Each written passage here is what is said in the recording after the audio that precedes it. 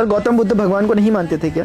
बेटे मैं अपने विवेक के आधार पर इसका जवाब दूंगा। यदि कोई महात्मा बुद्ध के सामने आकर बोलता है कि ईश्वर है या नहीं है, तो मेरी दृष्टि में उनका जवाब मौन होगा, क्योंकि पूछा जाने वाला प्रश्न दो बातों पर निर्भर करेगा। एक तो पूछे जाने वाले के पूर्वाग्रह यानी एंटीसिपेशन पर, और उसके द्वारा गढ़े गए ईश्वर शब्द की परिभाषा पर। उदाहरण के लिए दो प्रकार के व्यक्ति हैं। एक ने ईश्वर से प्रार्थना करी कि आप मेरी नौकरी लगा दीजिए, और कुछ समय बाद उसकी नौकरी लग भी जाती है। एक दूसरे प्रकार का व्यक्ति है जिसने उतनी ही तीव्रता के साथ ईश्वर से प्रार्थना करी कि मेरी नौकरी लगा दे, लेकिन उसकी नौकरी नहीं लगी। पहले वाला व्यक्ति ईश्वर पर आस्था करने लग जाता है, आस्तिक बन जाता है। दूसरा वाला व्यक्ति ईश्वर पर अनास्था करने लग जाता है, नास्तिक बन जाता है। इसी प्रकार की क्षुद्र कामनाओं की पूर्ति होने या न होने के आधार पर व्यक्ति ईश्वर के होने या न होने पर अपनी एक मुहर लगाता है। मेरी दृष्टि में जितने भी तत्वज्ञ और मर्मज्ञ रहे हैं, उन्होंने सदैव ईश्वर के संबंध में इशारा किया है। उदाहरण के लिए जैसे कोई उंगली से इशारा करके बोले कि यह चांद है, तो इसमें चार प्रकार के इंटरप्रिटेशन हो सकते हैं। पहली मान्यता वह हो सकती है जो इस उंगली को ही चांद समझ बैठे, यह आस्तिकवादी विचारधारा है जो मान्यता आधारित है। इसी प्रकार से एक दूसरी विचारधारा हो सकती है जो सिरे से खारिज कर दे कि यह चांद नहीं है, वह कहे कि यह उंगली है, मैं जानता हूँ यह उंगली है, ये चांद नहीं है, यह नास्तिकवादी विचारधारा है। और एक तीसरी प्रकार की विचारधारा अज्ञेयवादी विचारधारा है जो इसके चांद होने या चांद न होने पर किसी प्रकार की कोई टिप्पणी नहीं करती। और एक चौथे प्रकार का व्यक्ति है जो पूरी मैट्रिक्स से बाहर रहता है और इस उंगली को केवल एक इशारा मात्र समझता है, अपनी दृष्टि को ऊपर उठाता है और खुले आकाश में स्वयं ये निरीक्षण करता है कि चांद है या नहीं है। और इसी व्यक्ति में बुद्धत्व के बीज अंकुरित होने की संभावनाएं होती है या नहीं होती है।